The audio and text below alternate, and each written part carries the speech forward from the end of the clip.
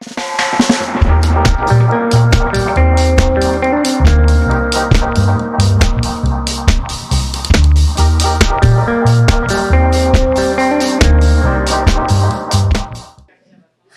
pessoal, tudo bom? Vamos começando a terceira e última mesa do seminário Gênero e Políticas Educacionais. Primeiramente, meu nome é Marcele, eu sou assistente da área de educação, da ação educativa. Eu começo agradecendo essa maravilhosa mesa, que eu sei que eu vou estar mediando, estou até um pouquinho nervosa, e porque eu sei que eu estou acompanhada de mulheres assim, incríveis. E eu já vou começar, né, chamando elas para a mesa e apresentando cada uma delas. Vou começar chamando Jéssica Tenório, da Ação Educativa. Jéssica Tenório, que é produtora cultural e graduanda em Pedagogia pela Universidade Federal de São Paulo, campus Guarulhos. É assistente de projetos da área de educação da Ação Educativa. Então, Jéssica, seja bem-vinda. Vou começar também chamando a Denise Carreira, educadora popular e professora da Faculdade de Educação da Universidade de São Paulo. Foi relatora nacional de Direitos Humanos da plataforma DESCA Brasil e coordenadora da iniciativa de Olho nos Planos. E integra a coordenação da articulação contra o ultraconservadorismo na educação e a rede internacional de ativistas do Fundo Malala. Vou começar também chamando Elânia Francisca.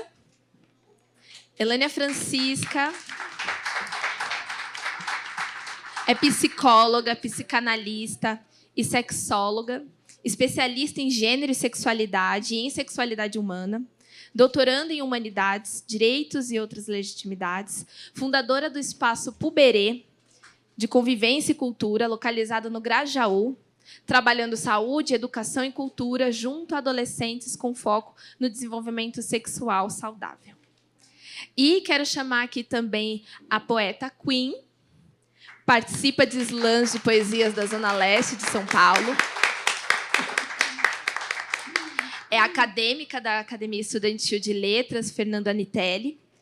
E a Queen acredita que a poesia é uma ferramenta forte no processo de revolução e resistência para as comunidades. Sonha em fazer faculdade de psicologia e ganhar o Nacional de Poesia. Então, queridas, muito obrigada. Vou começar, falando que, quando me chamaram para mediar essa mesa, eu fiquei muito feliz porque, além de estar sentindo, nossa, estou fechando o evento com chave de ouro, olha essa mesa. Eu acho que essa mesa ela tem um caráter muito de pensar as possibilidades. Então, ao longo do dia, a gente falou muito sobre desafios, muito sobre ataques, muito sobre dificuldades, e também sobre os problemas e também muito como a agenda tem lidado com desafios, pensando a perseguição, pensando o racismo, pensando a LGBTfobia. Então, essa mesa de agora, ela vem pensando justamente as possibilidades, ou seja, o que tem sido produzido, o que tem sido produzido de positivo, o que a gente pode também estar ali procurando e também esperançando, a partir do que os territórios têm produzido, o que os coletivos têm produzido, o que os estudantes têm produzido, o que artistas têm produzido, E eu queria até reforçar uma coisa que a própria Dayana tinha falado na mesa anterior, que os estudantes, a comunidade escolar, principalmente estudantes LGBTs, estudantes negros, têm produzido muita coisa, têm falado muita coisa e também pensado muita estratégia positiva para a agenda. Então, é sobre isso a mesa de agora. Então, vou começar abrindo. Para que a Denise fale um pouco sobre também, indo nesse encontro das possibilidades, que comece a mesa falando, indo em torno do que está sendo possível, quais estão sendo os caminhos, ou então, as possibilidades de furar ali um pouco a bolha, pensando com os contextos políticos desafiantes, que a agenda tem enfrentado. Então, já vou começar passando a palavra para a Denise Carreira. Obrigada, Denise.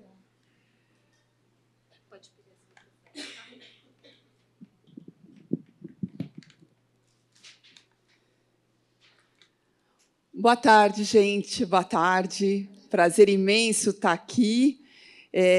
Agradecer a Marcele pela condução dessa mesa, tá também com essas pessoas queridas aqui, acho que vai ser uma mesa bem provocativa. E também quero aqui reforçar, né, que já foi feito, né, a nutrição das mesas anteriores, né, da mesa da manhã, da mesa da tarde. Acho que muitas possibilidades foram colocadas, foram trazidas, foram evidenciados os desafios, mas muita construção, né? Então, um prazer imenso estar aqui.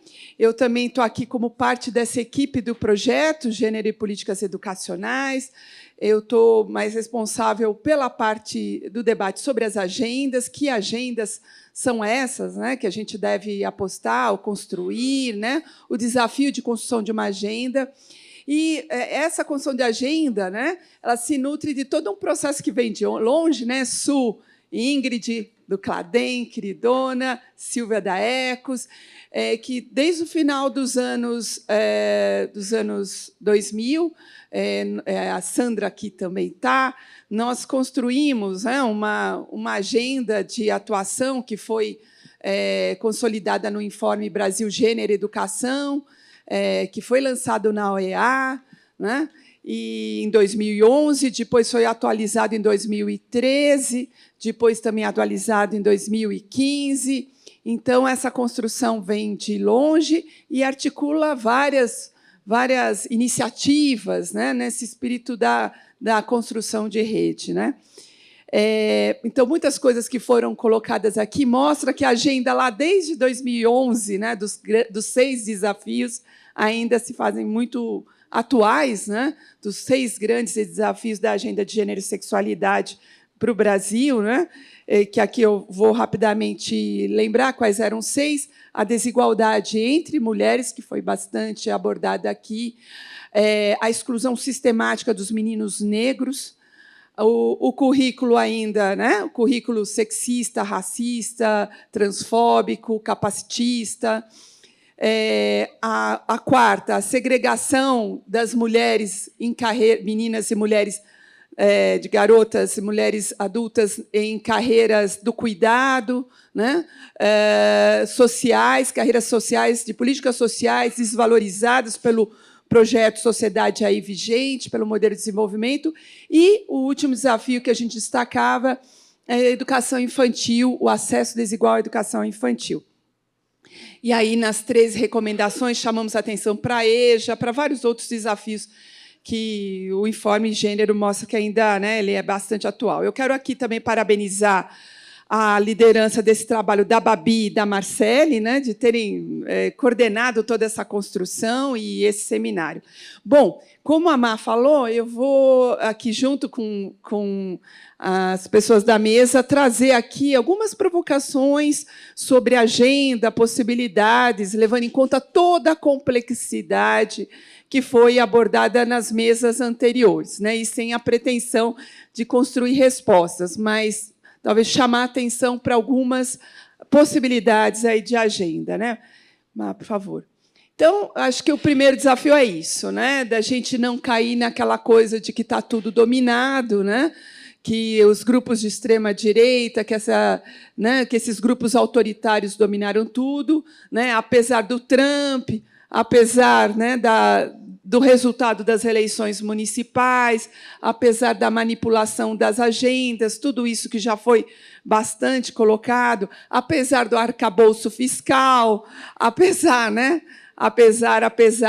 das emergências climáticas, sem, né, a necessária abordagem por parte das políticas, apesar de tudo isso, sempre, né, como opção política, né, a gente sempre chamando a atenção para isso, para as construções criativas de resistência que estão acontecendo, como a Marcele já colocou, nos territórios, nas escolas, nas comunidades, também nas políticas municipais, estaduais, na federal, articulações também internacionais. Há muita coisa acontecendo e muita coisa potente, né?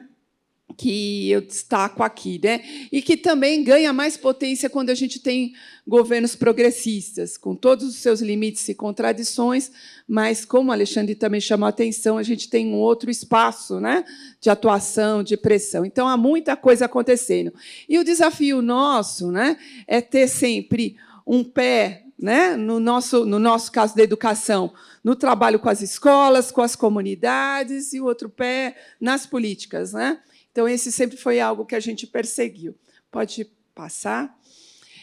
Primeiro, chamar a atenção para essa conquista, que foram as vitórias no Supremo Tribunal Federal, em 2020, né? Essas conquistas que foram abordadas, a Renata chamou a atenção, né? Na mesa da manhã, essas conquistas que também foram fruto, né, da pressão de sociedade civil, da nossa articulação contra o ultraconservadorismo na educação e de outras redes, né, que conseguiram que o STF, né, pautasse, né, essas leis, né, vinculadas ao movimento Escola Sem Partido, e a partir essas ações, né, de inconstitucionalidade que foram julgadas pelo STF proibiram, né, na verdade, essas decisões consideraram que proibir a abordagem de gênero e sexualidade nas escolas é inconstitucional, então toda ação desses grupos ultraconservadores constituem ações inconstitucionais, que é dever do Estado abordar gênero e sexualidade, inclusive como forma de enfrentamento da violência contra meninas, mulheres e população LGBTQIA+.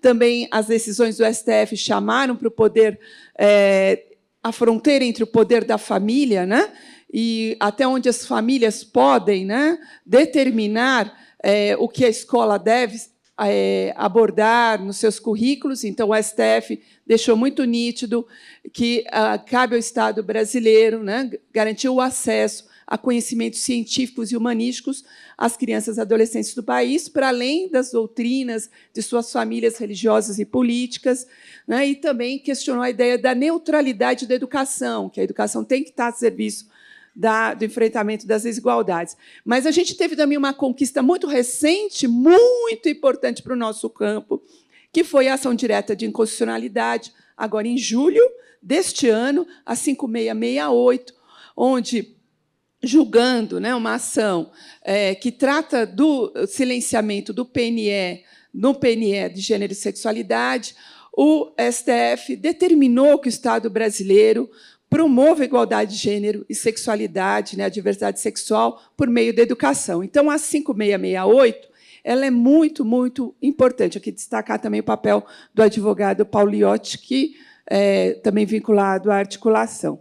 Então, do ponto de vista com relação ao STF, né, como esse espaço que também a gente chamou de manhã, né, aqui na mesa, como esse espaço de resistência, nós temos aí conquistas muito importantes que precisam ser ecoadas, que precisam chegar nas escolas, né? Pode passar, Mar? A 5668, essa decisão do STF de julho, também dá base, né, para a gente ter hoje, no Ministério da Educação, um grupo de trabalho que foi formado com base na pressão da sociedade civil, com base na nossa pressão. Né? Desde o ano passado, nós aprovamos também na CONAI a construção desse grupo que tivesse como foco gênero e sexualidade no Ministério da Educação.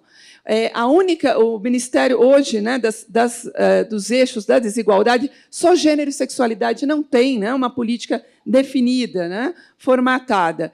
E aí teve toda uma pressão da sociedade, foi constituído esse grupo, não foi nomeado, como a gente demandava, gênero e sexualidade, foi nomeado, né, um nome que diluiu, bullying, preconceito, discriminação, mas esse grupo de trabalho que está ouvindo a sociedade civil e que estabeleceu como prioridade, né, a agenda de gênero e sexualidade, inclusive como forma de responder à determinação do STF com relação à DI 5668, que determina que o governo tem que ter uma política de gênero e sexualidade. Esse grupo está rodando.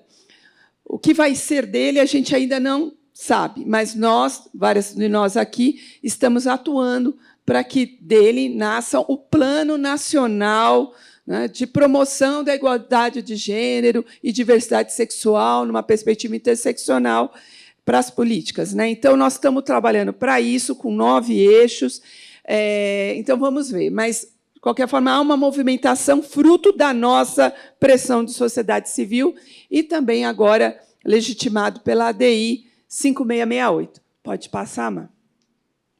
Também eu quero destacar aqui, a Rê já falou, né, que também foi uma conquista da sociedade civil, 6, né? Foi 6 minutos ainda, né? É uma conquista da sociedade civil, o Observatório Nacional de Violência contra Educadoras e Educadores. Esse observatório nasce, então, dessa construção, dessa pressão de sociedade civil, está sendo liderado pela UF, né, com um conselho de várias entidades, né?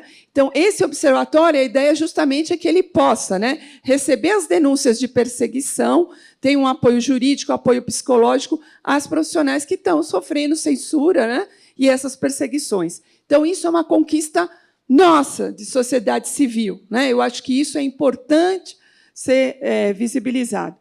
Pode passar, Má? Bom, nós tivemos algo muito, vamos dizer assim, inesperado, e que é essa lei, a 14986, de 2024, né, que foi aprovada, sancionada em setembro desse ano, que é essa que alterou o artigo 26 da LDB, prevendo que as escolas de ensino fundamental e ensino médio garantam a abordagem de perspectivas femininas na história do Brasil e do mundo, né? E também prevendo uma semana de valorização das mulheres que fizeram a história. Importante dizer que essa proposta ela vem da deputada Tabata Amaral. Quando essa proposta estava tramitando no Congresso Nacional, quando ela chegou na Comissão de Direitos Humanos, a comissão incluiu lá abordagens feministas da história do Brasil e do mundo, só que caiu, né, evidentemente, essa parte, e aí voltou para perspectivas femininas da história do Brasil. Eu trago essa lei aqui porque a gente vai precisar, como campo, ver o que a gente vai fazer com ela, né? Porque é claro que ela se presta também, né, a ser usada pelos grupos ultraconservadores, autoritários, né, para reforçar as culturas tradicionais de gênero, para reforçar tudo aquilo que a gente já falou aqui. Não vou. Então, essa é uma lei que a gente precisa, acredito, como já foi colocado, disputar, né? Thaís chamou a atenção para isso. Essa é uma lei que precisa ser disputada. E, como ela altera o 26, a gente articular também o que está lá no 26, que é a 10.639 e a 11.645. Tá? Pode passar, por favor, Má? Bom, aí falo rapidamente do Plano Nacional de Educação. Como já foi colocado também, o PNE, né, ele chega agora, no Congresso Nacional, mais uma vez, silenciando, né? Na verdade, o outro não silenciava quando chegou, depois foi silenciado. Mas ele chega silenciando a agenda de gênero e sexualidade, né? Mas agora a gente tem também a ADI 5668, que a gente tem que usar para empurrar que as nossas agendas, né? Pensando sempre em gênero, raça, sexualidade e outros marcadores, que ela possa estar no plano. E aí, o nosso desafio é como avançar também numa perspectiva interseccional aterrissada, como Bárbara colocou, Adriana, né? No plano. A gente vai ter outra oportunidade aí para conversar sobre isso, né? Que é como a gente, de fato, né, traz a nossa agenda para o PNE. Tem algumas propostas que não vai dar para a gente falar mais aqui. A gente segue falando depois. Pode passar, Má?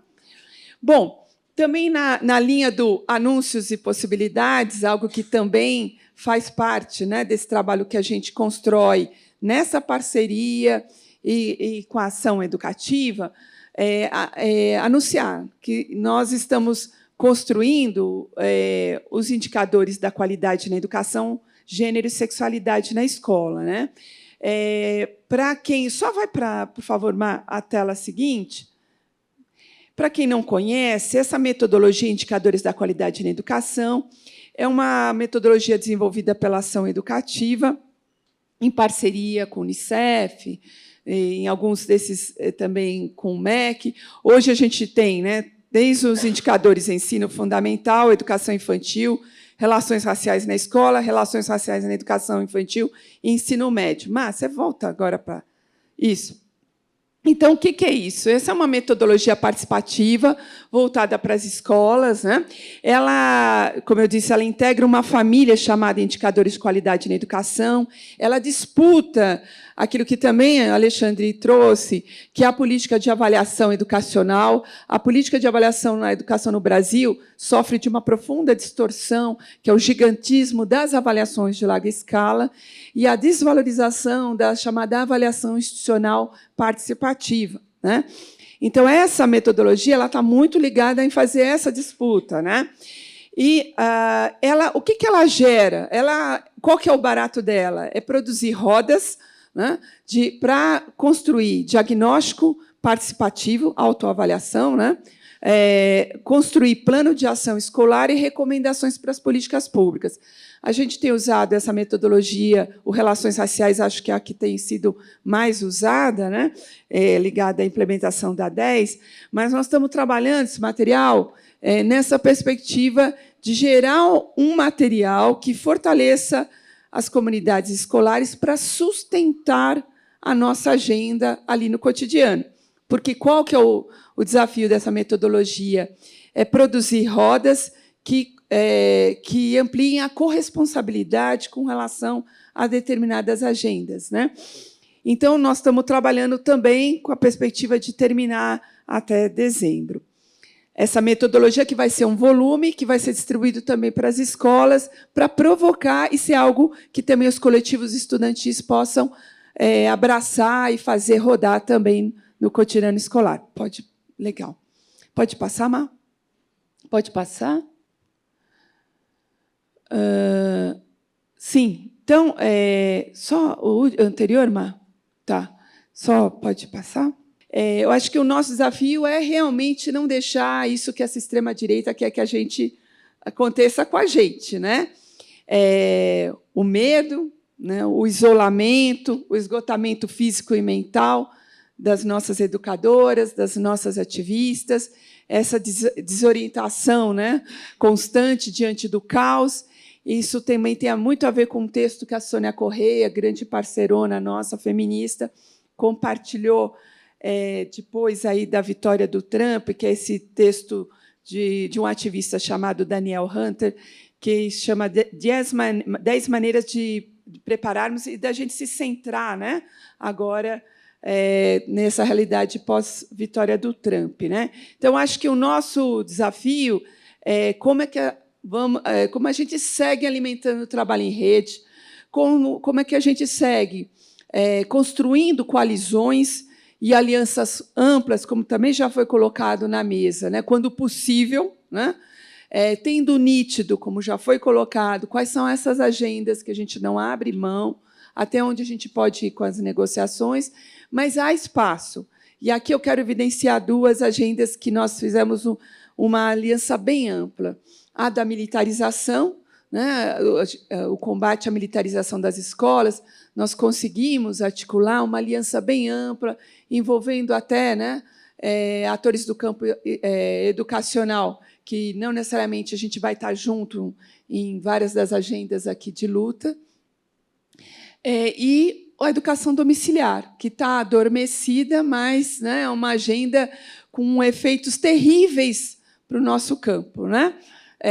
Que também conseguimos juntar 2.000, né, organizações, instituições, para atuar de forma articulada no Congresso Nacional contra o absurdo da proposta de educação domiciliar. Então, acho que esse é o desafio, né, da gente olhar para o lado, cruzar pontes e tentar, de fato, né, naquelas agendas possíveis, construir política de coalizão, construir política de aliança aliança ampla. Depois, também, só para dizer, na hora do debate, né, nós temos um livro aqui que também foi lançado, que a gente vai falar depois, que é o Balanço da Lei de Cotas, que aqui também, né, terminando, esse livro, só para dizer, gente, é um livro fruto aí de um trabalho de parceria do LEPS, da Federal do Rio de Janeiro, com a ação educativa, com a coordenação da professora Rosana Ehring e com a minha coordenação, fruto de uma pesquisa que mobilizou 39 pesquisadoras e pesquisadores, muitos que são referência do movimento negro brasileiro e da BPN. Essa pesquisa, né, ela mostra também a força dos coletivos estudantis, né, que as ações afirmativas têm mudado a cara, né, e a transformação que tem sido feita a partir da luta dos coletivos estudantis nas mudanças curriculares, na ampliação das agendas de pesquisa e na ampliação da noção, inclusive, do debate de política de permanência. Depois a gente pode falar mais sobre isso. Esse livro está também disponível na ação educativa gratuitamente. Tá bom, gente? Obrigada.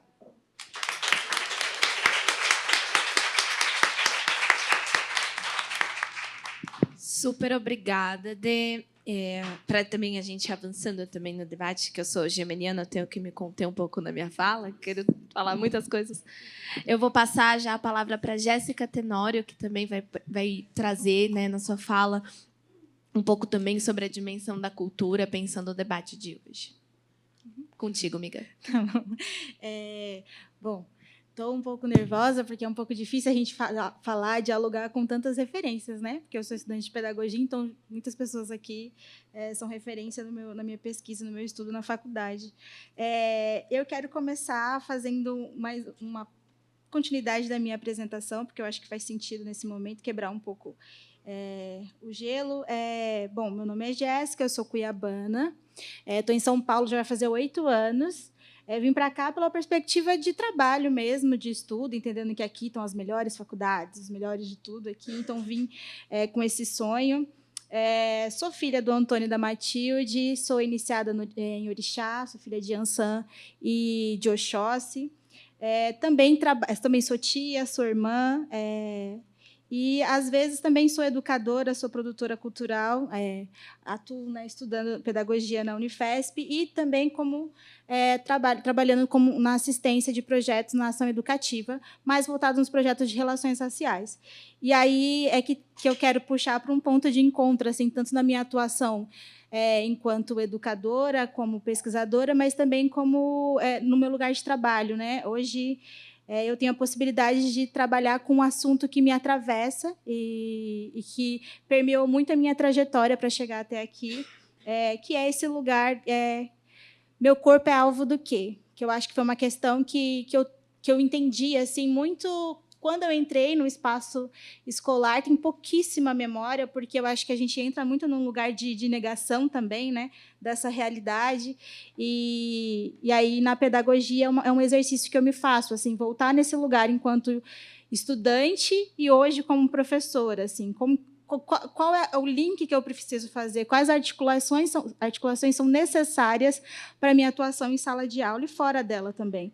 E aí eu entendo que uma articulação possível é entender território, que escola também é território, né? A gente está tão acostumado, às vezes, a trazer o território nesse lugar em torno à escola, nessa perspectiva da cultura e desse conhecimento que não está posto para estar dentro do ambiente educacional, mas, assim como qualquer outro território, é esse espaço de disputa, existem essas tensões, e quais corpos são alvos de tensões, né?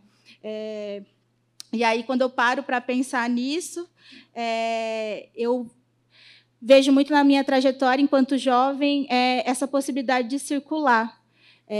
Bom, circulei bastante, né? Vim de Cuiabá até aqui, permaneço circulando aqui dentro também desse território de São Paulo, buscando esse ampliar da minha percepção, assim, me colocando como referencial também, porque eu acho que é necessário entender as violências que meu corpo passa e como isso se transforma também ao longo da minha caminhada.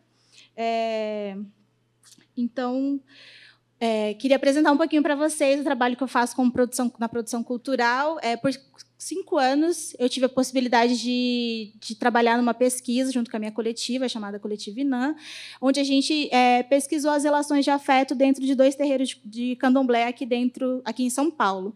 Pensando na perspectiva de relações de afeto, na época, os 2 terreiros eram liderados por mulheres, e aí a gente fez um trabalho muito legal, que é, antes de vivenciando, né, o candomblé, vamos para fora e entender o que está rolando fora, assim, né? Então a gente decidiu fazer uma pesquisa a partir do que as pessoas entendem da palavra macumba, próximo da estação do Capão Redondo e ali próximo à estação Paulista. E aí é muito interessante, né, porque a gente entende que o território ele vai ser marcador dessas opiniões também, né, de quem está falando. E as falas assim ficam muito marcantes, assim. E engraçado porque a gente ouviu muito assim falas muito violentas mais próximas ali da estação do Capão Redondo, que é uma região que também as periferias ela é composta, né, por muitos terreiros. O meu terreiro na época ficava em Guaianazes, a gente também transitou por lá, mas a gente percebe o quanto esse espaço ele é um espaço de busca para muita gente, mas também um espaço de negação quando a pessoa está fora desse lugar, assim, quando ela não precisa, né? Quando a gente fala de espiritualidade, vai muito para esse lugar também desse mal, e quem tem o mal, né? E quem busca esse mal também, né? E aí a gente teve a oportunidade de desenvolver, a partir dessa pesquisa, um documentário que se chama Macumbas Guardiãs do Segredo, e também um espetáculo chamado Tratores para Derrubar Terreiros, que é uma dramaturgia feita pelo Johnny Salaberg, onde a gente construiu essa possibilidade de vamos abrir o nosso terreiro para a gente pensar como esse espaço ele também é um espaço de trânsito cultural e educativo. Então, na época, a gente fez o convite para o Hélio Menezes fazer uma oficina com a gente para tratar sobre a influência, né, das relações de matriz africana nas artes. A gente fez contação de histórias após uma festa de Herê. Acho que pouco de gente que sabe pode imaginar que foi bem animada essa contação de histórias. E a gente também teve a oportunidade de apresentar o nosso espetáculo dentro do terreiro. Então, a gente marca ali esse espaço como esse lugar de trânsito e esse lugar de transformação também, assim, né? Quanta gente acabou indo para lá para assistir a gente. Então, isso criou muitos vínculos, assim, muitas pontes. E aí, dando continuidade a esse trabalho, a gente desenvolveu um projeto chamado Gira a Força da Encruzilhada, mas, na época, veio a pandemia e a gente não conseguiu desenvolver ele presencialmente. Então, acabou sendo um trabalho muito no online, assim, o que foi muito triste. Descaracterizou um pouquinho a proposta, mas ele acabou acontecendo. E aí a ideia era como que o canto ele pode ser essa possibilidade de anúncio também, né, e de denúncia também para as comunidades negras e do povo de terreiro. E aí, paralelamente a isso, trabalhando na ação educativa, hoje eu tenho a oportunidade de estar num projeto chamado Território de Saberes, onde a gente atua no território do Maranhão, e especialmente no município de Itapecuru-Mirim, onde a gente está construindo um inventário de bens culturais das comunidades quilombolas de Itapecuru-Mirim. E aí é engraçado porque aí a gente vai entendendo e materializando um pouco a nossa trajetória, né? Eu fiquei muito animada quando eu comecei a participar desse projeto, porque essa possibilidade de conhecer e de entender também o que a juventude quilombola está fazendo dentro dos seus espaços, assim, né? A Itapecuru é um município que abarca, acho que 86 comunidades quilombolas, e todo esse processo de construção do inventário se deu a partir da juventude. A gente tem como referência para esse trabalho o inventário do Vale do Ribeira, que trouxe uma perspectiva pelos mais velhos, né? Essa reunião dos mais velhos para o inventário, e a gente quis fazer esse lugar da juventude, incentivando essa circulação e também trazendo esse lugar de liderança mesmo, assim, né? Porque a gente acha que está o tempo todo se comunicando, mas às vezes a ação ela acaba sendo muito isolada, né? É uma coisa que a gente percebeu, assim, quando a gente promove as atividades e o círculo dos jovens entre outras comunidades, eles falam: nossa, mas eu nunca vi a quebradeira de coco dessa comunidade, eu nunca vi como que funciona o tambor de crioula dessa outra comunidade. Então, essa exposição que esse projeto promove é com a circulação dessa juventude, assim, isso é bem legal. Então, vai fortalecendo muito o meu trabalho, tanto pessoal, dentro dessa pesquisa, mas também do profissional, assim. E aí, deixa eu pensar aqui o que mais que eu anotei. E aí isso vai para um lugar, para mim, que é uma coisa que ficou na fala da Bárbara também, sobre que o educador ele está cansado, né? E realmente a gente está. E olha que eu estou só começando, mas já começo cansada, mas entendendo que essa realidade está posta, né? Então, eu fico pensando muito porque a sociedade, o Estado, né, ela promove esse desencantamento, né, do mundo, de se viver, do estar em sociedade. E aí, quando a gente entra na escola, é esse reforço desse lugar, desse não lugar. Né? Então, dentro da minha experiência, esse lugar é de extrema negação, e aí eu só consigo voltar para ele quando eu saio da escola. E aí, na cultura, na produção cultural, começo a entender que talvez produção de conhecimento não é só o que está na academia, né? A produção de conhecimento está acontecendo o tempo todo. Então, a minha relação com o coletivo, com os projetos... Hoje, em São Paulo é um polo que concentra muito fomento à cultura. Assim. Então, por isso que é extremamente importante esse incentivo na juventude à escrita de projetos, porque é uma forma de materializar mesmo o que está acontecendo. Né? Que às vezes a gente acha muito que está só na pesquisa acadêmica, mas já tem muito fomento acontecendo também na cultura e que fortalece essa produção de conhecimento. Então, eu tenho me feito esse questionamento do que me encanta. E há uns anos atrás, acho que uns 8 anos atrás, eu conheci Geni Guimarães, uma educadora, poetisa, escritora, e o livro A Cor da Ternura, esse aqui, há 8 anos atrás, ele me atravessou de um jeito muito bonito. Assim, quando eu estava pensando na minha fala hoje, eu fiquei pensando assim, acho que talvez faça sentido, quando a mesa é sobre anúncios, né, e possibilidades, a gente pensar quais são as formas de encantamento nas frestas. Né? E aí eu queria ler rapidinho, dá tempo, amiga? Um trecho que aí a ideia é que eu quero convidar vocês para esse momento que a gente esquece um pouco quando a gente fica adulto, que é da imaginação, o lúdico, né? A gente se perde muito disso, então, como uma pedagoga, eu quero tentar retomar aqui em alguns segundinhos isso, trazendo essa experiência desse conto, desse livro, né, da Geni, chamado Viagens. Para contextualizar um pouco vocês, né, esse livro ele compõe vários contos da infância da Geni até a sua trajetória para se tornar professora. Né? E aí, enquanto uma criança negra, né, numa situação de extrema vulnerabilidade, ela vai trazendo aonde ela encontra os encantamentos assim, no dia a dia dela. E um deles é na paneira enorme da casa da dona Ernestina, que é onde as crianças se reuniam para brincar ali.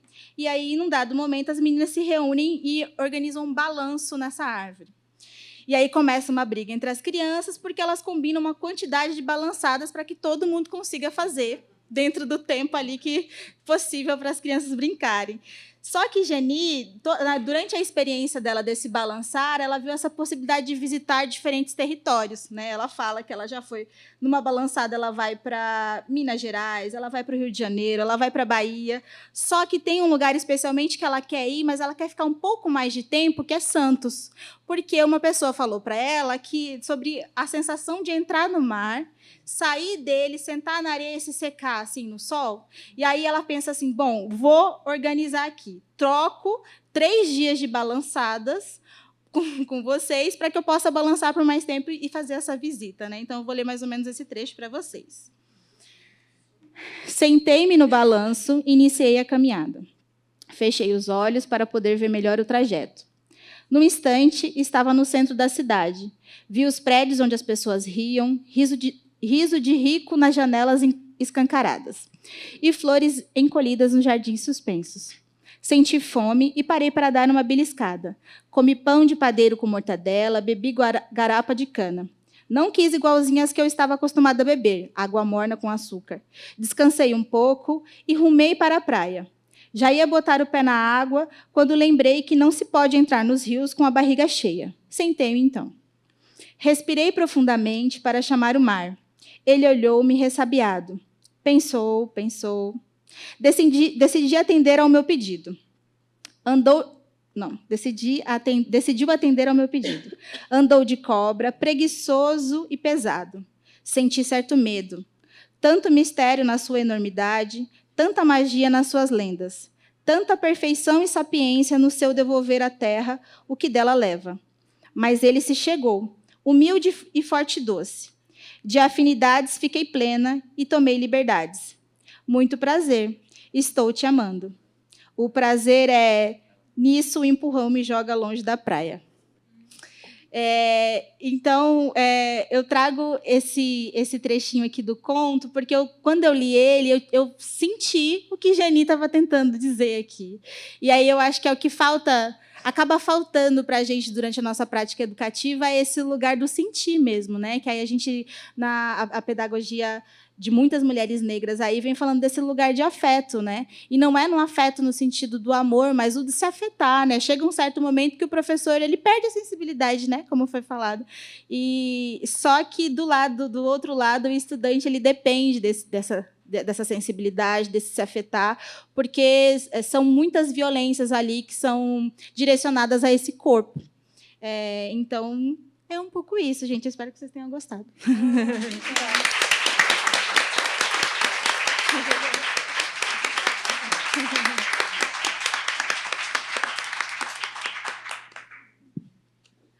O que falar depois de Jéssica? Ela falou tanto de encantamento, mas ela não faz ideia de como ela me encanta quando ela começa a falar. Gente, então vou começar aqui também chamando a Elânia, também para começar a falar também um pouco desse lugar, né, da pesquisa dela e do campo dela, que também é sobre sexualidade, educação sexual. Então, vou passar a palavra para você, Elânia. Pesado, né? Pesadão. Oi. Legal. Deixa eu ver se eu consigo. Eu vou segurar. Opa, porque quando eu fico nervosa, eu não sei o que fazer com as mãos. Eu fico fazendo assim. Bom, gente, boa tarde. Eu me chamo Elânia Francisca, eu sou capixaba, sou do Espírito Santo, mas vim morar em São Paulo muito pequenininha, numa ocupação no extremo sul da cidade, chamado Grajaú. Então, o Grajaú hoje é o maior distrito da cidade de São Paulo, formado por mais ou menos 600 mil habitantes, mas juntando Grajaú e Cidade Dutra, que fica do lado, né, que é uma região não tão... periférica, mas não é favela, né? Nem todo pedaço da periferia é favela, né? Mas a favela é toda a periferia. E aí, juntando Cidade Dutra e Grajaú, forma 1 milhão de habitantes. Então, é muita, muita gente, né? A gente fica dizendo que o Grajaú é o nosso país. Eu cresci no Grajaú, então fui uma criança grajaúense, uma adolescente grajaúense, e sendo criança e adolescente, bom, preciso situar também, eu nasci em 1984, eu tenho 40 anos, e quando eu nasci no Espírito Santo, no meio rural, e aí a minha família e eu viemos para São Paulo. E quando nós viemos, fomos morar nessa ocupação. E durante a infância, eu vivenciei questões que nenhuma criança deveria vivenciar, com relação à descoberta do próprio corpo, né, de forma muito precoce. E aí não foi uma situação de violência sexual, de abuso sexual. Foi uma situação de que eu encontrei uma revista pornô debaixo do colchão do meu tio. Meu tio morava com a gente, eu encontrei uma revistinha pornográfica, eu tinha mais ou menos 7, 8 anos, e eu fiquei viciada naquilo. Eu fiquei encantadíssima, e eu só queria ver aquilo o tempo inteiro, e eu escondia a revista para que ninguém encontrasse. E aí eu fui começando a ter acesso, e não era uma época que tinha internet, essas coisas todas, né? Então eu fui começando a ter um acesso muito fácil a conteúdo pornográfico. E na adolescência eu quis experimentar esse conteúdo pornográfico. Eu queria ver, bom, se é legal de ver, deve ser muito legal de fazer também. Eu estou dizendo isso, estou contextualizando isso, porque muitas vezes a gente fala de sexualidade pensando na violência sexual quando tem uma pessoa adulta que tem nome, CPF, e essa pessoa vai lá e age contra a sua sexualidade, você sendo criança ou adolescente. Mas quando essa violência ela está culturalmente colocada, é natural que crianças acessem pornografia aos 7 anos de idade. Inclusive, se vocês forem perguntar para outras pessoas, ou perguntar para si mesma, né, ou si mesmo, perguntar quando foi a primeira vez que eu acessei qualquer conteúdo pornográfico, muito provavelmente vai ter sido na infância. E aí a gente vai pensar um pouco sobre essa questão da sexualidade e do acesso precoce a conteúdo pornográfico. E eu não estou falando gente nua, estou falando pornografia mesmo, conteúdo pornográfico. E aí, quem foi que violentou, então? Quem violentou a criança que acessou o conteúdo pornográfico porque passou na feira e viu uma capa de DVD? Quem foi que violentou a criança ou adolescente quando ela passou na rua e viu um calendário lá na oficina mecânica cheio de objetificação das mulheres e também outras coisas acontecendo, né? Então, quando foi a primeira vez que você acessou um conteúdo pornográfico? Pensa aí. E como você acessou? Quem te fez acessar? Estou dando toda essa volta, porque para falar do trabalho que a gente faz lá no Grajaú, eu preciso falar por que a gente faz esse trabalho. Eu sou educadora em sexualidade. Atualmente, a gente tem falado, somos educadoras em saúde, e aí, já eu explico por quê. Sou educadora em sexualidade, sou psicóloga, e eu fiquei pensando, depois de adulta, eu comecei a trabalhar numa instituição que defende o direito de criança e adolescente. E eu fui aprendendo coisas, aos 22 anos eu entrei nessa instituição para trabalhar. E eu fui aprendendo coisas relacionadas à sexualidade que eu fiquei muito brava por não ter aprendido antes. Então, foi somente aos 22 anos que eu entendi que o sangue menstrual não era sujeira, não era motivo de me envergonhar. Foi aos 22 anos que eu entendi que existem direitos sexuais e reprodutivos. Foi aos 22 anos que eu comecei a entender que eu não precisava me casar para ser feliz. E demorou muito para eu aprender, porque eu me casei aos 19. E eu tinha 22 quando eu descobri que eu não precisava ter me casado para parar de sofrer violência em casa. Eu poderia ter procurado outros meios, eu poderia ter vivenciado outras coisas, né? E aí, depois de adulta, passei por um processo de formação de educação em sexualidade nessa instituição. E tinha o GTPOS, que é o Grupo de Trabalho de Orientação Sexual, né, que até a Marta Suplicy participou também da construção do GTPOS. Eu fui educanda da GTPOS.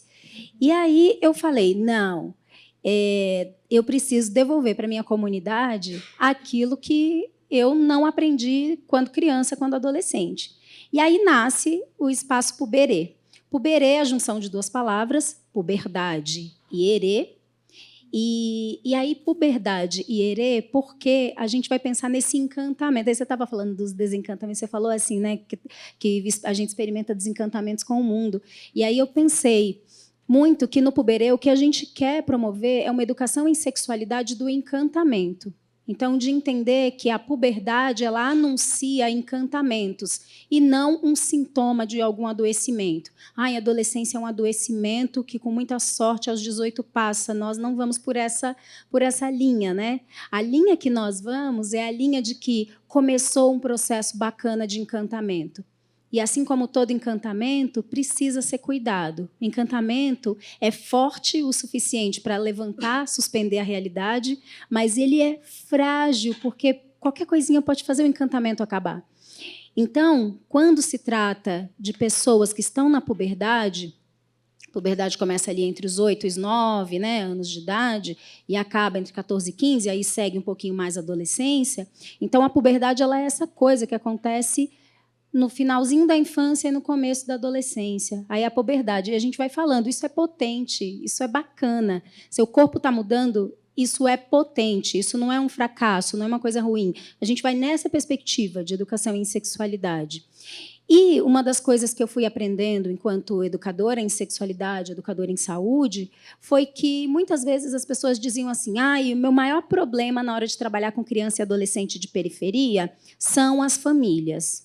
A família é um grande problema, porque a família é isso, a família faz aquilo, a família atrapalha, a família às vezes vem aqui dizendo que não é para ter essas aulas de educação sexual e tal. E eu falei assim, mas, gente, vamos lembrar que o Estatuto da Criança e do Adolescente veio depois de um documento chamado Código de Menores. E o Código de Menores é de 1927. E o Código de Menores descredibilizava qualquer potência que as famílias pobres, pretas, pardas, periféricas tinham. Então, o Código de Menores existia justamente para dizer: você é incompetente na criação das suas crianças, então as suas crianças vão vir para esse espaço aqui, porque eu, o Estado, é que sei como cuidar. Eu vou ensinar uma profissão para os seus filhos. Engraxate, pedreiro, essas profissões, para você sempre se basear pelo mínimo. No mínimo, você vai ser pedreiro, no mínimo, costureira, no mínimo, nunca no máximo. Então, a gente entende a família como potência, ainda que a família não esteja concordando com o que a gente está trazendo. A gente chama a família para junto, então. Então, a gente tem grupos lá no Espaço Puberê, atualmente. A gente tem grupos de famílias que é para a família desabafar mesmo sobre adolescente, sobre a criança. Eu estou cansada, esse menino era um anjo, de repente virou demônio, eu odeio a adolescência do meu filho, tomara que passe logo. Tá, vamos lá, vamos conversar, vamos lembrar da sua adolescência, vamos pensar como é que era, né? Não, eu era um anjo, eu obedecia a minha família, eu fazia tudo isso. Fala assim, massa, mas então o que você quer é que seu filho seja uma cópia, uma reprodução da adolescência que você teve, e ele não é, ele tem a individualidade dele. Olha que massa, olha que bacana ter individualidade, né? Então, a gente enxerga a família como potência. E, estrategicamente, a gente não fala que promove educação sexual, educação em sexualidade, estrategicamente, nesse momento, porque nós entendemos qual é o nosso compromisso, mas, estrategicamente, nesse momento, a gente chega falando de uma coisa que a gente também promove. A gente fala de saúde. Então, a gente vai falar de corpo e puberdade, a gente vai falar de saúde. E de que forma a gente vai falar de saúde? Teu corpo está mudando, suas ideias estão mudando. Vamos conversar sobre isso? Você está cuidando desse corpo que muda? Que hoje você acordou, está grandona, hoje você acordou, está grandão, ou então você acordou, está todo mundo da sua sala mó grandão e você está pequeno. A gente fala sobre isso, né? Então, no Puberê, a gente também tenta falar sobre corpo e puberdade, saúde e prevenção. Atualmente, nós ficamos pertinho do Terminal Grajaú, né, pertinho da estação do Terminal Grajaú, ali na lateral, e é um lugar muito pequeno, muito pequeno. Para vocês terem uma ideia, para ficar lotado, precisa de 15 pessoas. Então, ele fica lotado com 15 pessoas. E, para nós, isso é potente também, porque a gente vai indo devagarzinho, né? Tem a música do Martinho da Vila, que ele fala assim, devagarinho é que a gente chega lá. E, se você não acredita, você pode tropeçar. Então, a gente pensa, a gente acredita que devagarinho a gente chega lá, e a gente acredita mesmo que senão a gente tropeça, a gente sai rolando, não chega a lugar nenhum, né? E se chega, chega toda estrupiada. A gente não quer chegar assim, a gente quer chegar de boa, né? Embora, às vezes, seja desafiador se manter de boa. Aí a gente fica guerreira, o que também é difícil no nosso trabalho. A gente tem um projeto agora para 2025, que a gente está se organizando, escrevendo, que é um projeto que se chama Acompanha, que a ideia é a gente... Sabe, doula? Não sei se todo mundo aqui... Doula, né? Então, doula vai acompanhando a gestante, né, a pessoa gestante, durante todo o percurso da gestação, inclusive no parto, vai acompanhando o pós-parto também. Então, a gente está pensando que esse acompanha seria uma função que, para nós, é muito cara, que é a função de acompanhar adolescentes ou pré-adolescentes nesse período da puberdade. Então, fazer esse acompanhamento junto com a família. Então, somos educadoras de referência da família. Tem alguém ali que está com 8, 9 anos, 10, 12. Não, vamos chamar uma acompanha para estar com a gente, né? Explicar. A menina está querendo ir na ginecologista. Muitas famílias acham que a primeira ida ginecologista é na primeira vez que faz sexo. E aí a gente fala, não, mas se você já menstruou, é legal ir lá. Adolescente, não, mas eu tenho medo de ir na ginecologista. Eu vou na ginecologista, ela vai enfiar aquele treco em mim, e eu não quero deitar naquela cama, parecendo um frango, não sei o quê. Aí vai contando das coisas. Então tá, então vamos fazer o seguinte, vamos chamar a ginecologista para ela vir aqui e a gente vai perguntar para ela se ela bota a gente na cama parecendo um frango. E aí a gente chama a ginecologista vem, ela pergunta, você bota a gente parecendo um frango? E ela fala, não, a gente primeiro, calma, né? Vamos conversar, você está falando do Papa Nicolau, e aí explica o que é o Papa, vai explicando toda essa situação. A gente tem parceria com um coletivo chamado Masculinidade Quebrada, que trabalha, então, temas de masculinidades com adolescentes na quebrada, e aí a gente tem também a parceria com Masculinidade. que eu faço a supervisão do trabalho do coletivo também. A gente conhece grupos de adolescentes que, a partir das nossas atividades, foram montando coletividades LGBT. Atualmente, no nosso espaço, nós estamos com 20 adolescentes, 10 numa turma da manhã, 10 na turma da tarde, que fazem atividades de Libras, inglês, aula de canto e audiovisual, e todo mundo escolhe qual atividade quer fazer, mas tem uma que todo mundo faz, que é de saúde e prevenção. Então, agora são 5 e pouco, eles acabaram de sair das atividades que estão rolando lá no Puberê. A nossa ideia é de trazer o tema da sexualidade pensando saúde como centro e não a prevenção de violência somente. Porque muitas vezes a gente fala, não, estrategicamente eu vou dizer que o meu trabalho é de prevenir violência, porque é mais aceito socialmente. E aí nós, do Puberê, não vamos por aí. A gente vai a partir da saúde, porque a gente se recusa a trabalhar sempre pensando que a violência vai acontecer, então esteja preparada para se proteger. A gente trabalha pensando a saúde vai acontecer. E a gente acredita nisso, né? A nossa utopia é essa. Então, a ideia de vir aqui hoje é para trazer a nossa experiência e dizer que a nossa experiência não é para cumprir um papel que é do Estado, mas é para dizer para o Estado, se com pouquíssimo orçamento a gente consegue fazer isso, vocês, com orçamento público, conseguem fazer muito mais. Nós temos uma página no Instagram chamada Espaco Puberê, espaço sem cedilha, espaço Puberê, e aí, se quiserem saber mais das nossas atividades, a gente está por lá. Muito obrigada, gente.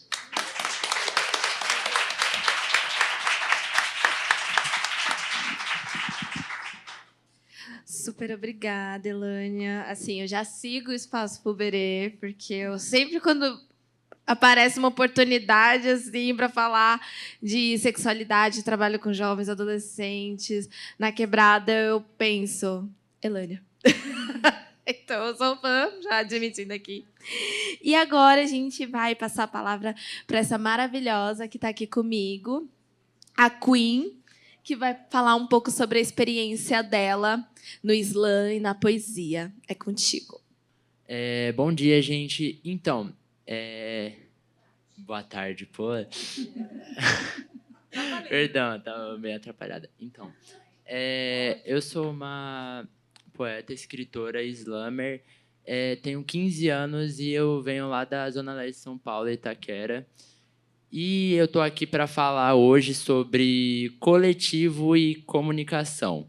Mais especificamente sobre um tipo de coletivo e um tipo de comunicação. A comunicação, que é a poesia, e o coletivo, que é o slam.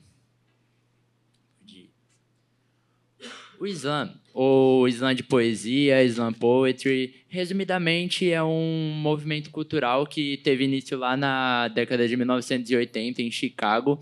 Aqui no Brasil chegou em 2009 e basicamente é o quê? É tipo um sarau, só que em forma de competição. É uma competição onde 15 ou mais poetas apresentam suas poesias autorais de temática livre. E a temática é livre. No Islã você vai ver pessoas falando sobre amor, sobre infância, sobre depressão, sobre diversas coisas.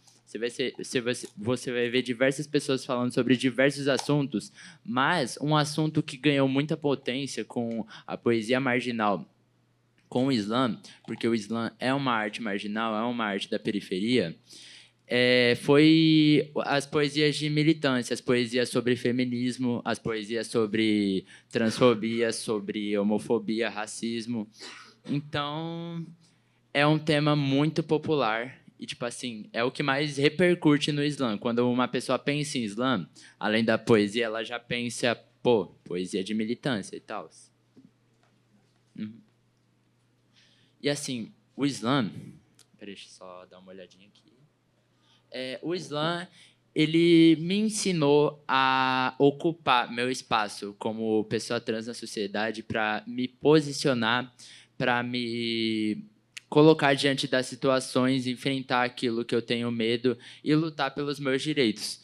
E mostrou que a voz de comunidades, de minorias, de periferias é algo muito importante e tem um grande potencial de ser escutada, de ser potencializada pela poesia, pela arte. E é muito importante ter slams em escolas, principalmente porque isso dá um senso crítico, sabe? E a minha experiência é que, basicamente, eu comecei no slam ano passado. Eu conheci o slam através de uma aula de leitura, em que, tipo assim, eu estava numa época que eu já tinha vivenciado um pouco de ser uma pessoa trans, tipo, eu já tinha experienciado preconceito vendo, sentindo, ouvindo, mas nunca tendo feito nada a respeito, nunca tendo comentado, no máximo em algum desabafo aí com alguma conversa com colegas e amigas, mas nunca me posicionado de fato com isso. Mas aí teve um dia que eu vi uma poesia da Tawane Teodoro, que é uma poeta muito incrível, perfeita. E, tipo assim, ela estava falando lá com toda a potência dela sobre racismo e feminismo, mas principalmente sobre feminismo. E, tipo, ela falando, tipo assim, com o quão duro a sociedade trata as minorias, trata as mulheres, e ainda querem que a gente trate esse preconceito com delicadeza. E, tipo assim, não é bem assim que funciona. E foi naquele dia que eu acordei que eu poderia me posicionar em relação àquilo e comecei a escrever poesia de fato marginal. Comecei a colar mais em slams, principalmente no Slam da Guilhermina, que acontece lá na Zona Leste de São Paulo, na Praça da Guilhermina. Comecei a frequentar e lá eu encontrei mais cooperação, mais união entre artistas trans e percebi que não sou só eu que vivo aquilo, que tem outras pessoas que passam por aquilo, que vivenciam assim. Então, no Slam, eu achei uma forma de encontrar pessoas semelhantes a mim. E, tipo assim, é um negócio bem louco, que até quem não gosta, não, quem na real não vivencia, às vezes, o preconceito, a transfobia, às vezes consegue se encantar com as nossas palavras. Tipo, no meu primeiro slam de poesia, na minha escola, eu tinha apresentado 2 poesias sobre transfobia, uma sobre preconceito em geral, mas, tipo assim, eu fiquei em segundo lugar no final da competição, e muitas pessoas depois da competição, outros dias, tipo, garotos cis, héteros, que eu nem conhecia mesmo, mas na minha escola, tipo, mesmo sem ter vivenciado a minha experiência, conseguiram reconhecer alguma coisa ali e olharam e falaram, pô, você foi muito bem, que da hora. Tipo, poesia é um negócio massa mesmo. E foi no slam que eu entendi mais sobre inclusão, união, cooperação. E poesia, tipo assim, porque eu percebi que o slam, ele é tipo um lugar sem julgamentos, sem preconceitos. E se você colar lá, tendo algum tipo de julgamento, tendo algum tipo de preconceito, provavelmente isso vai ser quebrado. Porque no slam, a maioria dos artistas costumam ter uma abordagem de porrada nas poesias. Porque o slam, basicamente, é uma onomatopeia da língua inglesa, que significa um bater de portas, uma porrada.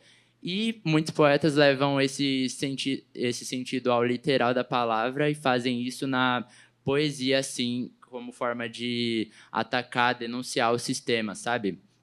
Então, tipo assim, às vezes a gente nem sabe o que a gente está falando, fazendo de errado, mas quando a gente escuta uma poesia de uma pessoa que vivencia aquilo, a gente pensa, pô, isso aqui tá meio errado, eu preciso mudar isso, tipo isso, sabe?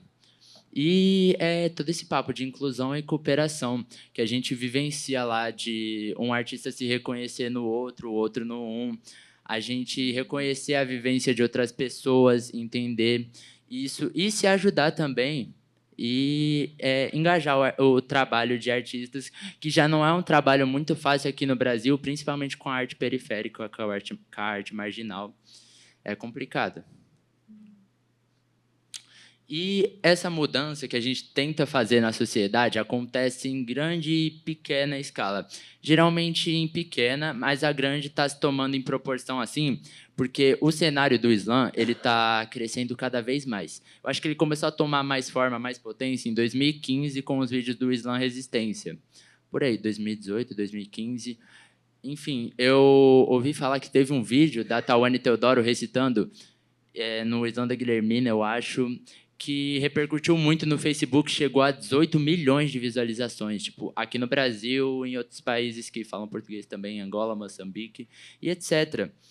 E é uma grande mudança assim que a gente percebe isso chegar e atingir as pessoas, a poesia. Também com as redes sociais, que às vezes alguns artistas conseguem ter a sorte de se dar bem no algoritmo e conseguir alcançar milhares de seguidores, até milhões até. E isso é muito bom. E também tem a irmã do Islã, a irmã mais velha, que é as batalhas de rima, que acredito que grande parte de vocês conhecem, que é a batalha de freestyle, que hoje em dia temos a maior batalha do Brasil, e ouso dizer até do mundo, a Batalha da Aldeia, agora de uma vez mensal, vão ter 2 poetas campeões do Slam Conexão, se não me engano, Slam Conexão, abrindo o evento da Batalha de Rima, tipo, abrindo aquilo ali com poesia. Então, a poesia marginal está tomando forma, principalmente nas escolas, que a gente tem esse negócio que foi falado durante todo o dia aqui, toda a apresentação, todo o seminário, sobre a dificuldade dos professores poderem debater isso, e eu acho que o Slam ele vem como um viés muito acessível. A poesia, a liberdade de expressão, porque ali você pode falar sobre o que você quiser, sobre como você se sente e tal. E é isso, está se expandindo. E pequena escala também acontece, às vezes, porque o Slam ele acontece geralmente na rua, em praças. Então, é comum, por exemplo, eu mesma, enquanto estava num Slam da Guilhermina, já vi diversas pessoas que estavam provavelmente voltando para casa, parando para ouvir a poesia de outros poetas. Era um negócio bem legal mesmo.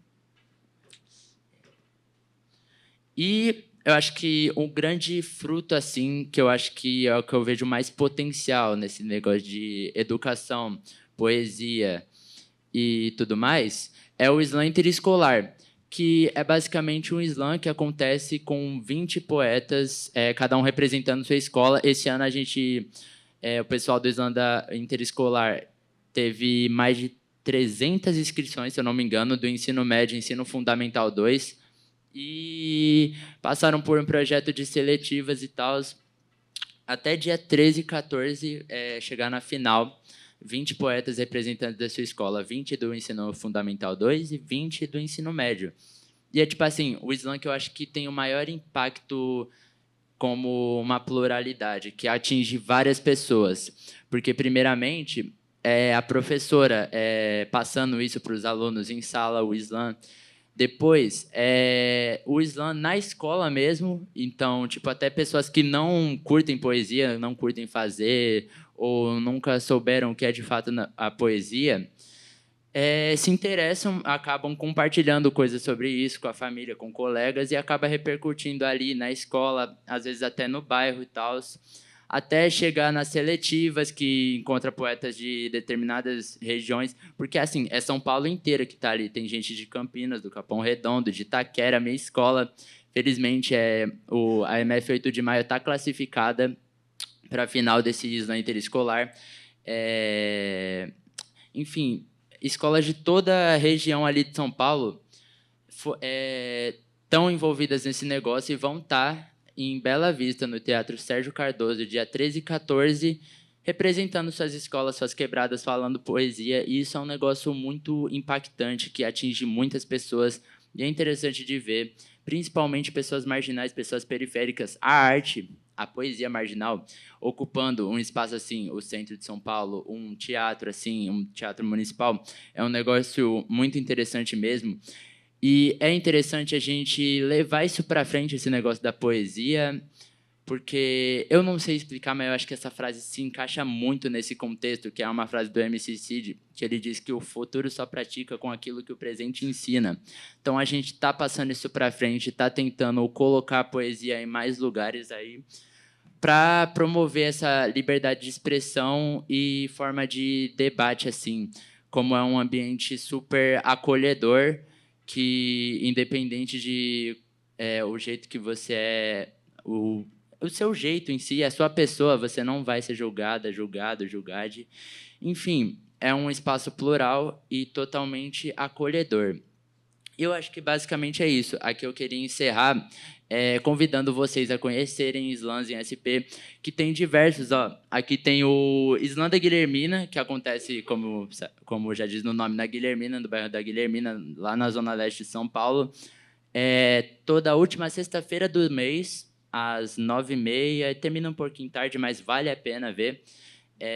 Na Praça da Guilhermina, @Slam da Guilhermina, tem o Slam das Minas SP, que ele vai ocupando Casa de Culturas e etc., muitos lugares, rodeando toda São Paulo. O Slam ABC, que acontece na Praça do Relógio, e o Slam Ousadia, que acontece na Vila Sônia, aqui na linha amarela de metrô de São Paulo. Então, acho muito interessante vocês procurarem ouvir poesia, porque é um negócio muito plural e muito interessante de se ver. E, por último, alguns arrobas de poetas também, se vocês quiserem pesquisarem. B. Machado, poeta trans, marginal do Rio Grande do Sul. Milene, que foi campeã do Slam Estadual de Poesia, vai estar representando o nosso estado no Nacional de Poesia desse ano. Matriarca, outra poeta incrível. Katrina, uma poeta não binária incrível também. E a Tawane Teodoro, que é um grande nome assim na poesia desde tempos, maior campeã do Slam da Guilhermina. E eu também, se vocês quiserem me acompanharem lá na rede social, agradeço, por favor. E é isso, obrigada.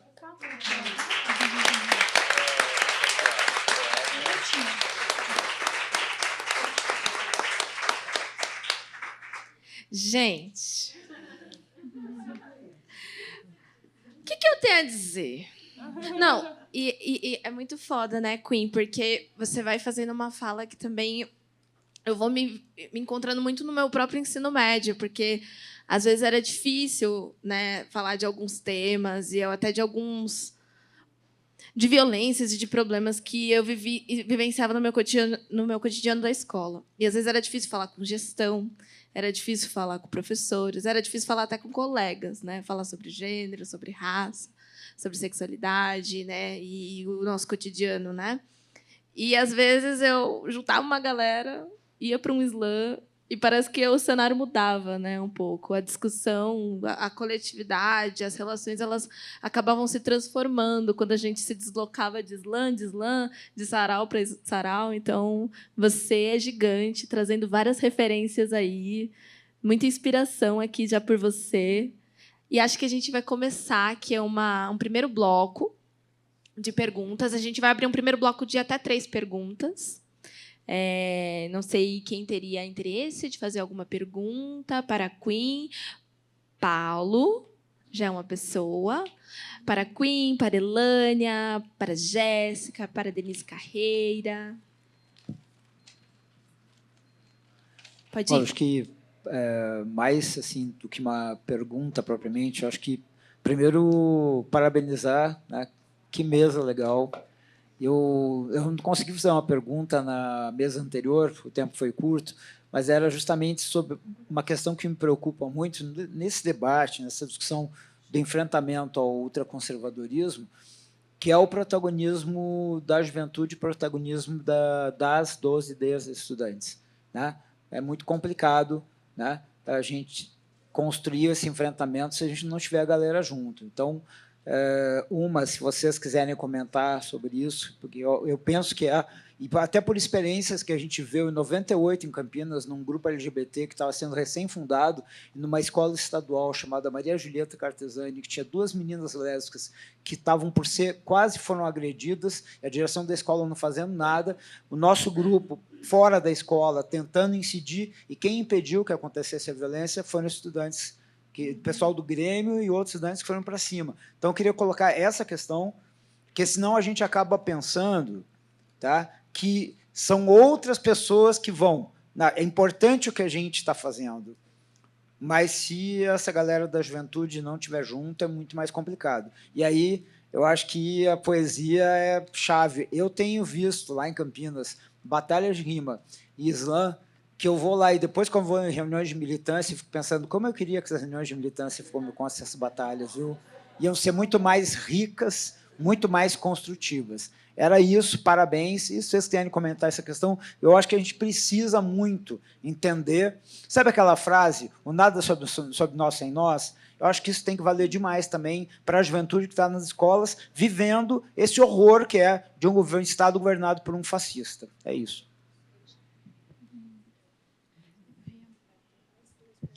Oi, gente, também queria dizer da importância dessa mesa, né? A gente anunciou a juventude, né, nas outras mesas, e eu acho que agora veio com força.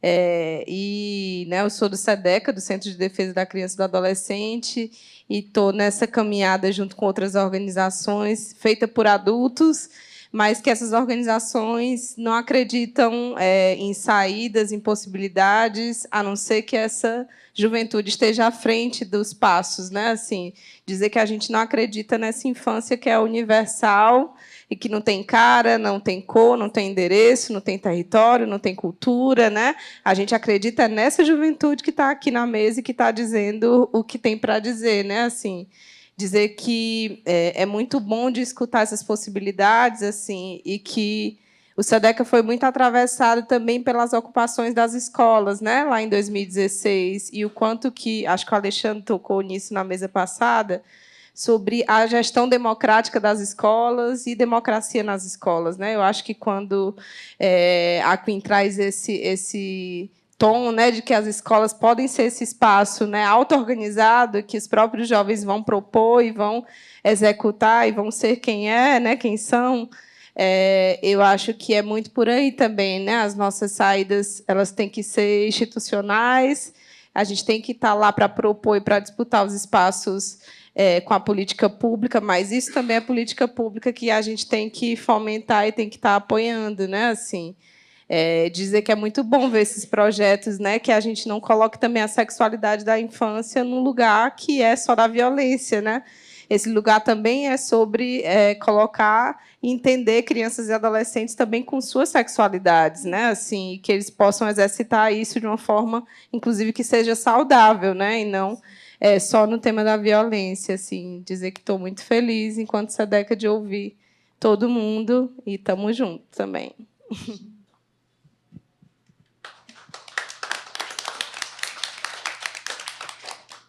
Bom, minha gente, sou Thaís, e hoje de manhã eu estava participando de uma mesa e a gente falou muito sobre política pública, né? Falou da política pública, né? E como que a coisa acontece. E eu tenho pensado muito e lido essa galera que vem falando que a gente só consegue fazer política pública a partir do afeto, né? Que a gente precisa mobilizar para poder pensar em política pública, que pensar nessa ideia de uma produção de uma política a partir de uma racionalidade única e exclusiva, ela não se sustenta, né? E é um pouco uma crise que a gente está vivendo, né? Um jeito de olhar para isso. E eu queria escutar um pouco vocês, a partir dessa discussão que eu acho que cada uma fez nesse processo do encantamento, como que vocês veem essa relação do fazer política nesse sentido, né? Não numa coisa macro, mas nessa possibilidade de uma construção aí cotidiana nesses coletivos. E, mais uma vez, obrigada.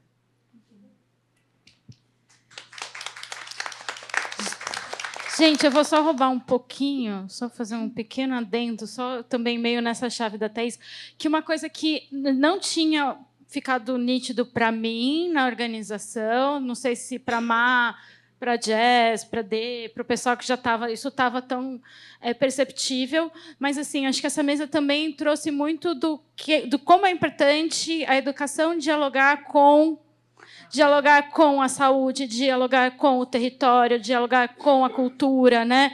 Eu acho que também é um pouco, né, de como que a gente abre a política educacional nesse momento em que as escolas estão sendo atacadas, em que a educação está sendo atacada, a gente pode ter sentir um impulso de se fechar para evitar, né, para se proteger, mas eu acho que a mesa vai mostrando que é importante a gente se abrir para a gente se proteger, né? Como é importante fazer isso. Então, só roubar um pouquinho para ouvir vocês aí comentarem. Vou, então, indo pela ordem da mesa, que foi. Pode ser. A gente tem... Foi bom você ter falado isso. A gente tem um limite aqui, né, do tempo, né? 18h30 a gente encerra. A gente está querendo encerrar de um jeito especial também. Não vou dar spoiler aqui. Então, eu vou chamar, então, ou a Elânia, ou a Jéssica, ou a Kim para comentar. Não sei se a Jéssica gostaria de comentar primeiro. E aí a gente... Vamos pensar aqui em 3 minutinhos, assim, de fala, cada uma? Pode ser? Demorou. Eu acho que essa mesa ela é um marcador importante e reforçar o que foi dito mesmo, que é esse lugar de escuta de quem também está aqui fazendo, né? Acho que em outras perspectivas, com outros aspectos. Então, isso que a Babi fala sobre pensar a política educacional pelo que está sendo feito pela juventude, que seja pela perspectiva do território, que seja pela poesia, pela arte. Então, quando eu penso afeto, é nesse lugar, é uma mesa muito afetiva, porque está todo mundo aqui muito afetado do que está sendo vivenciado. A gente está vivenciando aqui, então é tudo muito atual que a gente está, sabe, trazendo aqui, e muito das angústias também de quem está desse lado. Então, uma coisa que eu fico pensando muito nesse lugar da afetividade, que é uma coisa que eu tenho muito apreço, é que ela mobiliza muito no nosso subjetivo, assim, né? E aí ele depende desse lugar sensível do professor de olhar o aluno e olhar para além desse aluno que está para aprender, mas o que eu entendo dessa realidade, o que eu construo, como que eu vou pensar numa atividade de multiplicação sem que seja uma tabela, e aí 2 vezes 1, 2 vezes 3, 2 vezes 4. E aí isso é o que eu vejo muito nos estágios, né, que eu faço na educação infantil. Em EJA também eu vejo muito essa presença, que falta mesmo esse se afetar mesmo, né, dessa construção, que é muito... eu sei que é óbvio para vocês, mas esse lugar de uma construção de uma prática educativa dialogada, né, que eu acho que é uma coisa que a gente reforça e fala tanto, mas entendendo que construir isso passa por muitos enfrentamentos, como a Bárbara falou antes, do cansaço, da situação, da estrutura toda, né? Mas a gente também precisa entender que esse afeto ele vai ser coletivo, mas não necessariamente para todo mundo. Infelizmente, não é todo mundo que se afeta, né? Infelizmente, a gente entra na sala de aula com o objetivo de transformar muitas pessoas, mas às vezes é uma, e aí isso conta, né? Então, é um pouco disso assim que eu queria colocar a partir do que vocês falaram.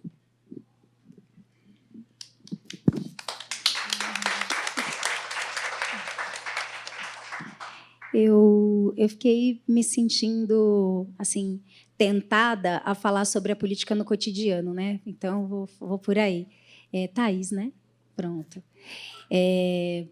A gente tem desenvolvido alguns jogos lúdicos no nosso espaço e a gente tem um jogo que se chama Fato ou Fake. E aí a gente pega vários momentos históricos assim da sexualidade mesmo, das questões de gênero e sexualidade, e a gente faz cards com os adolescentes e fala assim: e aí, isso é um fato ou isso é uma mentira? Isso é fato ou é fake? E, sei lá, tem um que a gente coloca quando é que as mulheres puderam jogar futebol, por exemplo, né? Aí a gente coloca lá, a resposta é 1920. Aí falam, não, é fato, né? Fato, faz muito tempo, é fato. Não, é fake, é mais recente, né? A primeira Copa de futebol feminino foi já nos anos 90. E aí acham um absurdo. Casamento infantil, quando é que casamento infantil foi proibido no Brasil? Resposta, 2019. Mentira, 2019? 2019 eu já tinha... Aí faz as contas, eu tinha 5 anos. Falou, não, então, ó, é fato, foi 2019. Então, a gente vai conversando com os adolescentes e também pensando, o que você viu essa semana? Qual foi a notícia dessa semana que te chamou a atenção? Sobre o que a gente trabalha aqui e tudo mais. Então, os adolescentes caçam notícia. Então, vai caçando notícia, falando, a notícia dessa semana, eu fiquei passada. Você viu o que aconteceu? Você viu que não sei quem falou? E aí a gente fala assim, tá, mas da onde que você viu essa notícia? Né? Como é que você sabe que ela é um fato, ela não é um fake? Então, a gente também vai fazendo jogos lúdicos. A cada 2 anos acontece no Brasil a Conferência dos Direitos da Criança e do Adolescente. E aí o nosso desejo é contribuir para que essas meninas, meninos e meninas que estão com a gente participem da conferência de um jeito mais propositivo, atuante também, né? Participem da conferência, inclusive dizendo que, olha, quando vocês dividem a conferência em conferência lúdica, que é só a criança e o adolescente que vai falar, e a outra parte da conferência são vocês adultos, qual é a conferência que tem mais peso? Por que a lúdica é uma brincadeira? Ai, que bonitinho eles falando a escola que eles querem. É bonitinho, né? Mas eles querem uma escola e sabem direitinho, né? A escola que desejam e tal. Por que isso que a gente quer é colocado sempre num lugar de ai, que coisa mais bonitinha, ao invés de ter um debate sério com a gente também? Então, eu não sou adolescente, eu saí da adolescência tem muitos anos, mas sou uma pessoa adulta que acredito ainda que o adultocentrismo, essa ideia de que só a vivência do adulto, só o lugar do adulto é que importa, isso precisa ser derrubado urgentemente. Então, a gente trabalha sempre também dizendo para os adolescentes no Puberê o que é adultocentrismo e como é que percebem suas vidas. Mas, para o ano que vem, a gente vai fazer alguns jogos lúdicos. Entrou uma graninha boa aí, a gente vai conseguir fazer alguns jogos lúdicos também para sair por aí jogando com adolescentes e dialogando com outros equipamentos. E aí, com relação à saúde, à educação, dialogar com outras pastas, né, digamos assim, é importante a gente também chegar na educação, nós que somos da saúde, por exemplo, é importante a gente chegar próximo dos serviços de educação das escolas num tom de somar e não num tom de julgamento, porque aí a gente chega lá na escola, que já está com várias demandas, várias questões, e a gente sai no julgamento, também é complicado. Então, a gente chega, olha, somos o Puberê, é isso aqui que nós fazemos. Deixa a gente me jogar um dia com os adolescentes um fato ou fake, e, a partir daí, a gente conversa com os educadores e educadoras também para a gente pensar juntas que não é só a escola que tem que ir dialogar com outros equipamentos, mas os outros equipamentos, com muito afeto, tem que vir também dialogar com as escolas.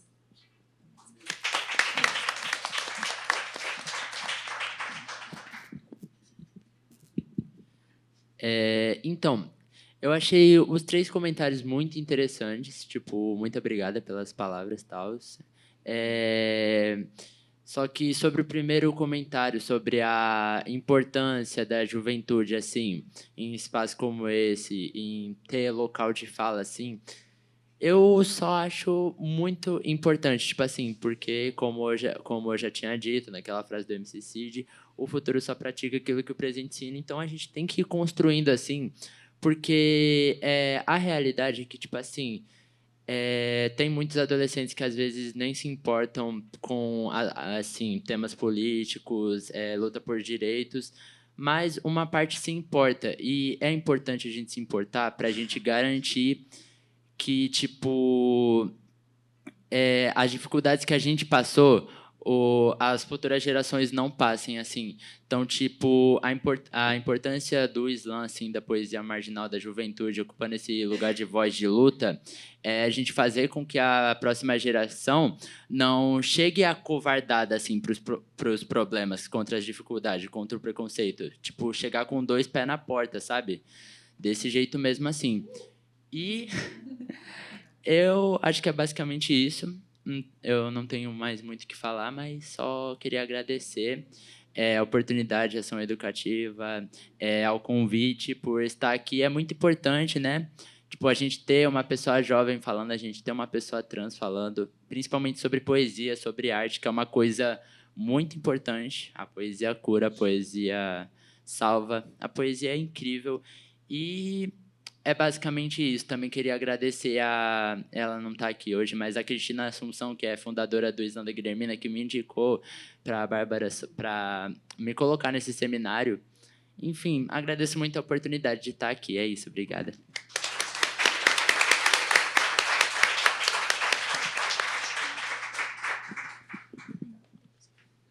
Gente, que força, né? Eu acho que assim a fala da Queen, da Elaine, da Jéssica e da Má também, da Marcele, eu acho que mostra esse nosso desafio, né? Que é sempre pensar a vida nessa inteireza, né?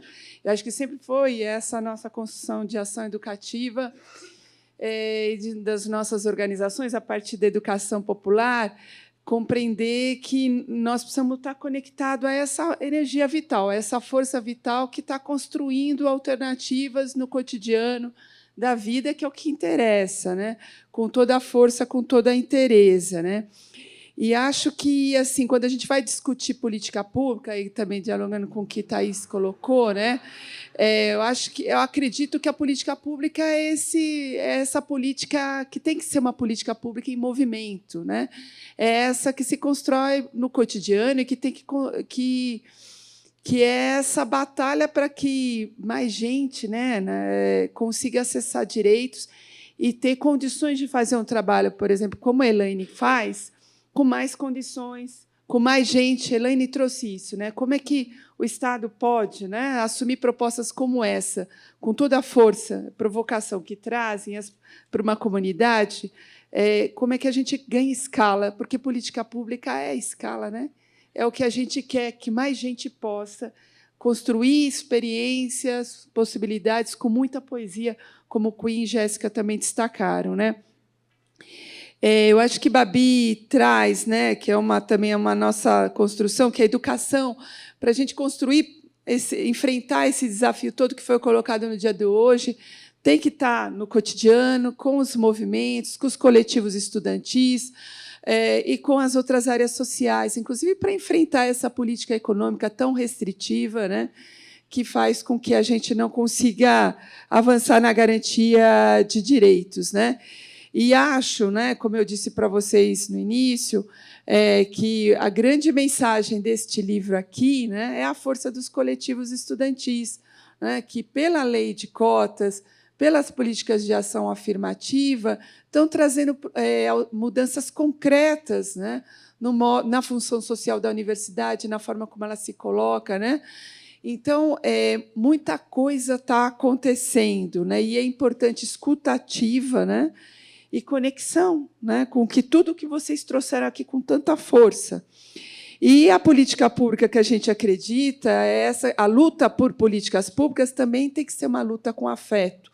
As redes, as articulações que a gente constrói, elas só sustentam também o reggae dos altos e baixos se a gente também se vê nessa relação de afeto, né, e de apoio mútuo. E, sobretudo, quando a gente reconhece que nós temos corpos, né, e que esses corpos também têm limites, né, e que a gente precisa de acolhimento, de muita conexão e de muita poesia e de autocuidado para conseguir fazer essas travessias dessa luta que vem de longe, de muito longe, e aí a nossa ancestralidade, eu acho que é algo sempre a ser reforçado. Não, ia falar uma coisa super rápida, que é quando o Queen falou de ir com os dois pés na porta, né? É sempre bom a gente lembrar da capoeira, né? Que a gente só consegue dar com os dois pés se a gente tiver apoio. Então, é importante a gente ser apoio para que os adolescentes possam, de fato, dar com os dois pés na porta.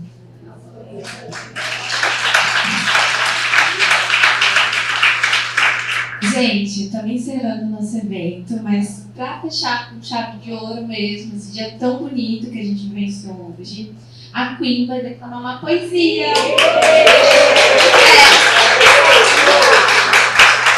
Queen, o Mike é seu.